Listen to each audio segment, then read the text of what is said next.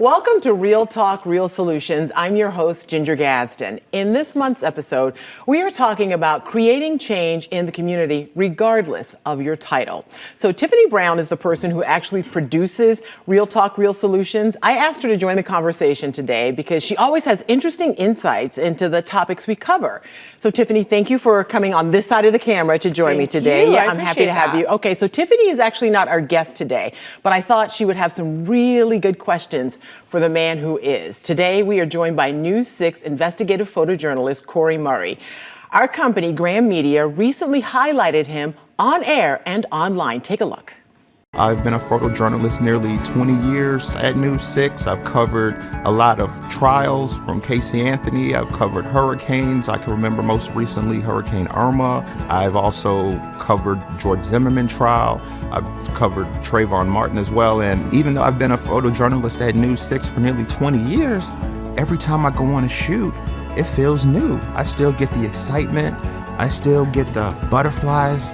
And I think that's great. I believe in giving back to our community. I'm involved with teach-ins at area elementary schools. I like educating our youth. I like informing them of my job, why I do it, the passion that I have for doing this, in hopes of one day maybe passing the torch to a kid that may be sitting there thinking, oh, I can do that too. I went to an HBCU, FAMU, studied the College of Journalism. Mr. Kenneth Jones, our professor, he made it very difficult. It seemed like on the first day of class, you would have 400 students wanting to be in journalism, everyone wanting to be on TV.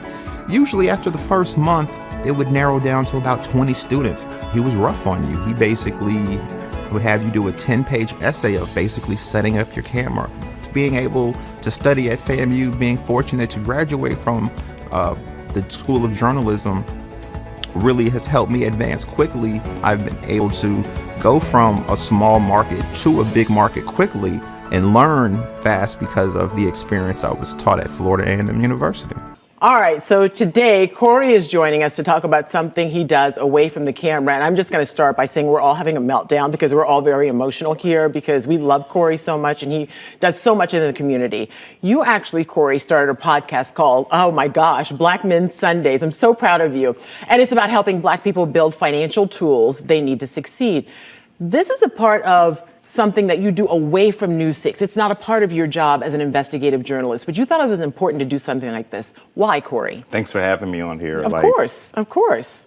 I'm used to being behind the camera, so the fact that I'm on the set with you, I'm sitting here like, wow, like I do the podcast from my man cave, so this is kind of cool. But I just want to give you guys a little background, like, it's not like I just came out the gate and said, I'm going to have like this Black Men Sundays podcast, as you see right here. Yes, shameless plug. Yeah, I mean, I'm that guy. But the thing about it, you know, we were in the pandemic. I had a lot of friends that I graduated from college with that, you know, are financial advisors, accountants.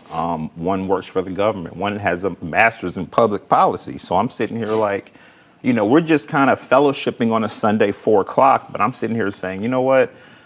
You guys are instrumental in pushing the needle forward in our community, because the issue that I see is, you know, everyone has a podcast talking about generational wealth, but, you know, I feel like for generations, we've had generational poverty. Yeah.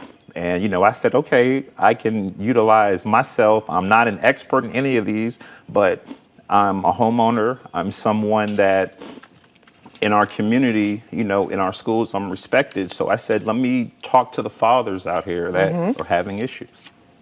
Okay, that, you know, the thing I love about that is you're not just in it to get something for yourself. A lot of people say, well, I'm a homeowner, I've got mine, good luck with getting yours. You're trying to, with your podcast, teach other people how to do what you have done. So where does that generosity come from, you think? You know, I think it just comes from, I do teach-ins at Dream Lake Elementary. So the first instinct came from, it was a little girl, I'm not going to say her name, but she was pretty instrumental. I thought she was the best, one of the best finalists for the shake competition that they do in Atlanta every year. I was, and Dream Lake allowed me to come in and be a judge. And what's that competition? It's basically a competition on like hand-eye hand and eye contact, Yeah. just basically basic interview skills. And what I did was I just was a judge on listening to their vocabulary, their contact and things of that sort. But from when I got the picture back, the little girl that I really wanted to be there wasn't there. And I said, well, why didn't she go? what happened to her? Where'd she They go? said, well, she didn't have the money to go. So that's when I started thinking, well, what if instead of just providing this information, what if I can provide financial funding for this? So that's where I, not just in addition to my Black Men Sundays, I'm also a president of the National Engineering League in the Orlando district, and that will allow me to go into schools if there's competitions and these kids are able to attend, but they need financial support. We're going to kick in and take care of that for them because, like I said, we're talking about generational wealth, but generational poverty is what's keeping students down from being able to achieve. You might be in a household where there's 3 to 4 other kids.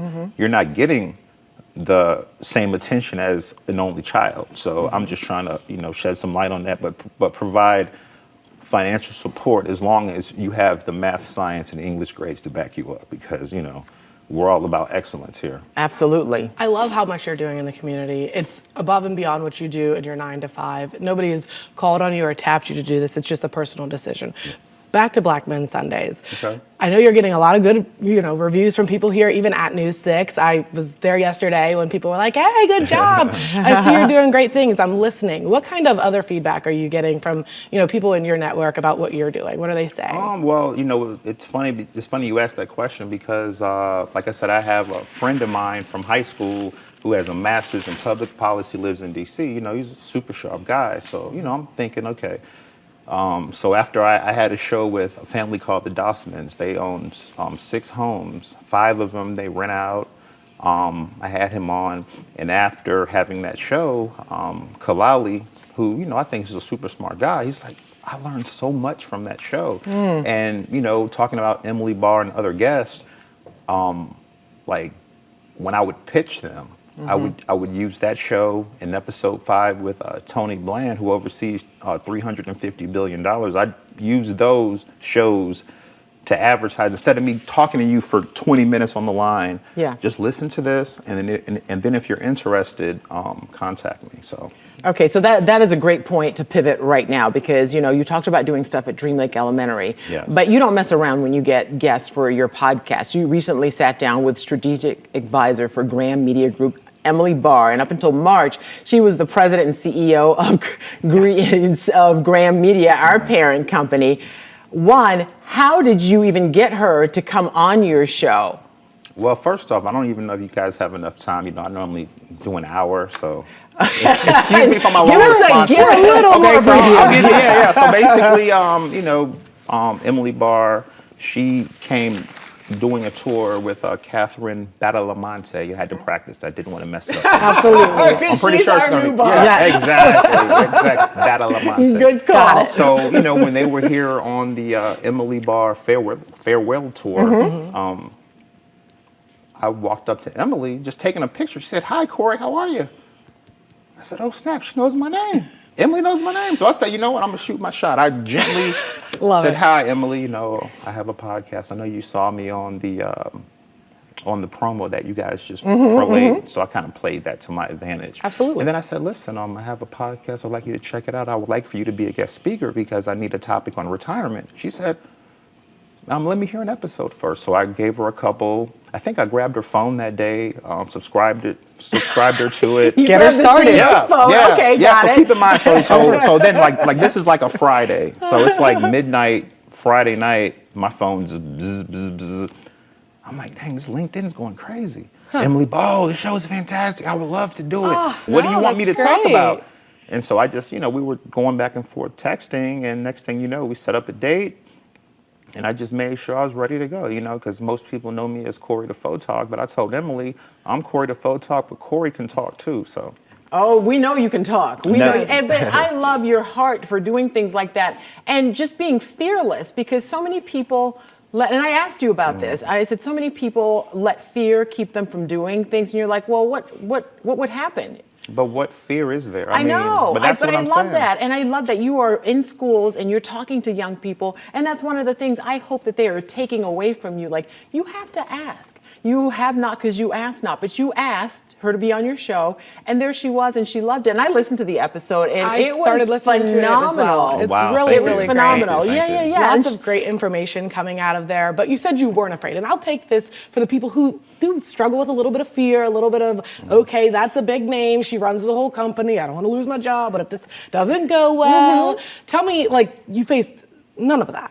Well, no, because I started my podcast in January. However, it was an experiment for like a year before. So, I'm like a year and a half in. It took a while to, get my cadence right, get my intros right, try to be live with it, But after I did about 30 shows, and then I took and then we made the podcast official in January, I said, oh, this is pretty good.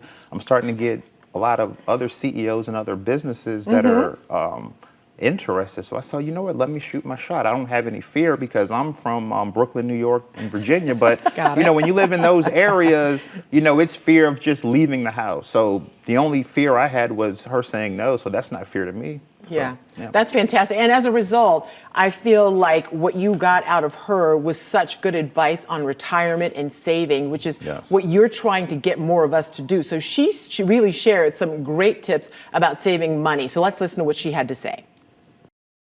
I wasn't making very much money back then. I think my salary was $11,000 a year or 11,500. It seemed like a lot at the time. So what I did was I made myself save something every month. Even if it was $25, it didn't really matter. I had a separate savings account and I put that money in the savings account every month. It was like a disciplined thing I made myself do. And that's how I started saving money. Wow. That's really, for someone like her to give that advice and to let us in, because I learned things about her that I had not heard before. And I've been with the company for 8 years now. And, she comes through all the time and she talks to us and I've read things about her, but there are a couple of things that, we had not heard about some of that. And so you were able to pull that information and put it out there for the general public, which is important because to say she is a success is an understatement, right? So we all want to model financially and Yes, career-wise exactly. ourselves after someone like her. So here she is giving her time to be on your podcast to give that advice to who knows how many people have already heard it and will probably now even hear it some more. Yeah, I hope so. And when I was able to get her on the show, because like I said, the topic was retirement. I'm 14 shows in with Emily Barr, but the top 13 shows are all mainly money shows. Like coming up, I have a wealth versus health show.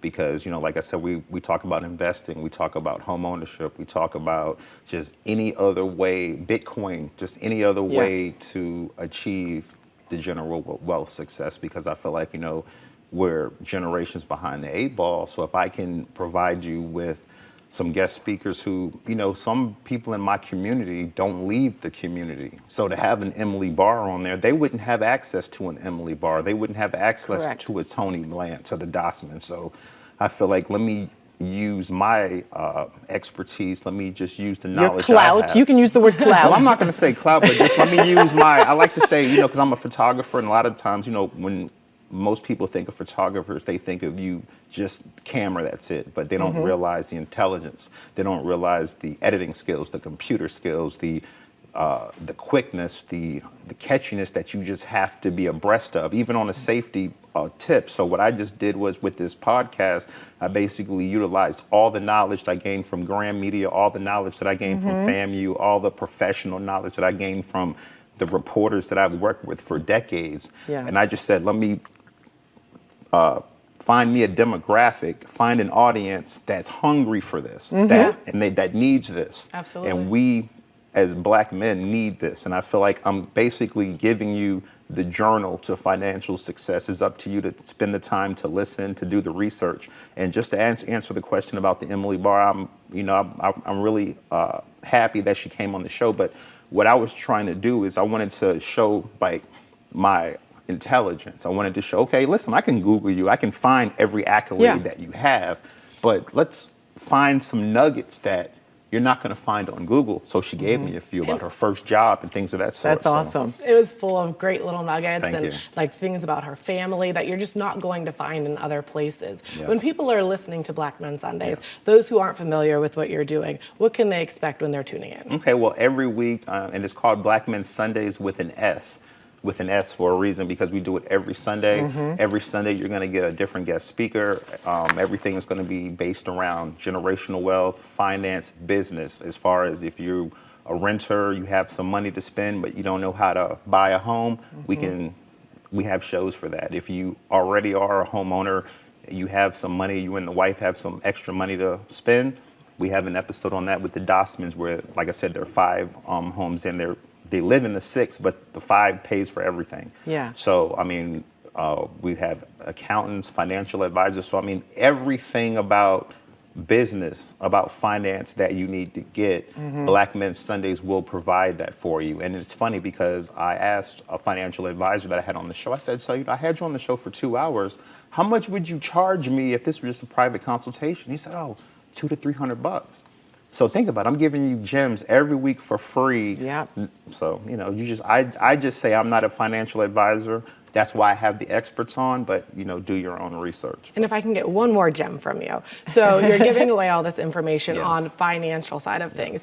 Give me a little bit about how you're doing your podcast, what goes into that. So for people who are sitting at home and they're thinking, I would like to do something like this, maybe it's not money, but like I'm passionate about like children, or I'm passionate about health, or I'm passionate about all the prep list goes that on really and on. goes into it. You just don't sit behind a microphone. You have to do some serious homework and research. How much time am I going to have to sit down if I want to do this from home like you're doing it? Well, I would say for me, I get off work at 7 p.m., so I get home about 7:45. So think about it, from 7:45 to midnight, I'm contacting potential guest speakers. The beautiful thing about Black Men Sunday, we have a spiderweb effect where I may have a guest speaker on, but then the guest speaker turns into a weekly guest, and then, hey, I have a guy that does this. I have a guy that's, so I'll have a conversation with them, and then if they fit the mold that we're trying to cover, then I'll, have them on. But Yeah.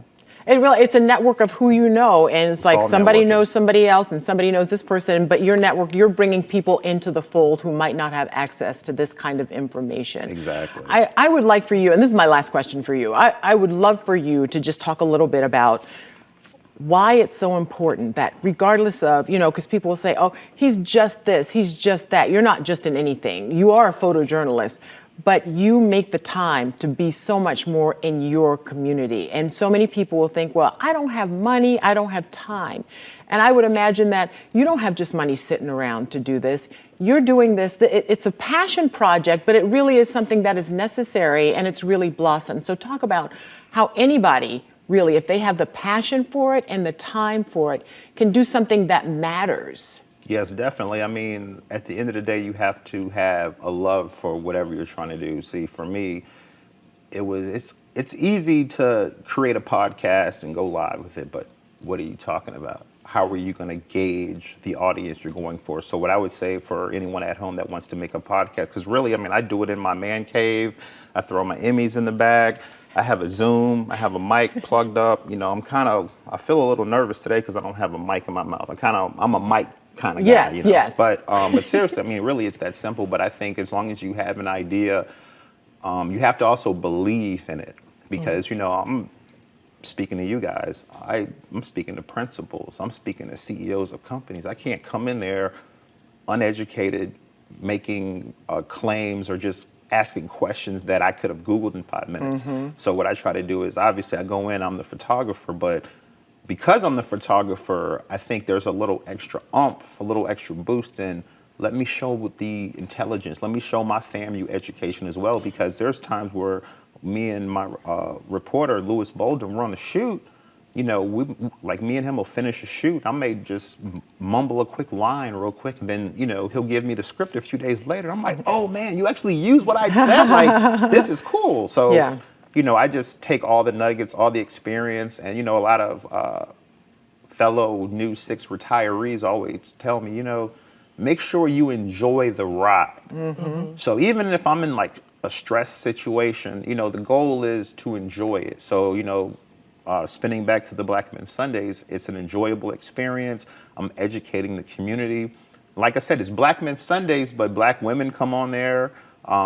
We have, a lot of people come. I have audience. I have listeners in the Philippines and Australia that listen, that actually are my subscribers that email me. So it's cool getting that. Everyone's correspondence. welcome. That's awesome. Everyone's welcome, exactly. But, the thing about it is bring your intelligence. This isn't the 101 class. We're 400 to 600 level and above. Like, don't come on here thinking I'm gonna just listen to this while I'm on the grill. You can do that, but just make sure like you're taking these nuggets in. That's awesome. That's amazing. Corey, I'm so proud of you, and I think most of us here feel that way. But I'm glad that we get to see this side of you, because it is a thoughtful side, because you come through the newsroom and you're saying hi to everyone, and I think people don't understand there's a depth there that you are exploring for yourself, and now we get the pleasure of hearing that and seeing what you put out in the world. And I can't wait to see what else you do next. So thank you for your time. I really appreciate it. Thank you. It's been such a joy to get to know this side of you. I mean, like you said, I see you all around all the time, and diving in and listening and learning some things myself about the financial side of, little nuggets I didn't know. So I appreciate it. Thank you. Definitely. I'm honored to be here. Okay, we'll probably have you back again. Maybe you'll host it. I don't know. Well, no, that's your job. Corey Murray, thank you so much. And this is another episode of Real Talk, Real Solutions. I'm your host, Ginger Gadsden. We'll see you next time.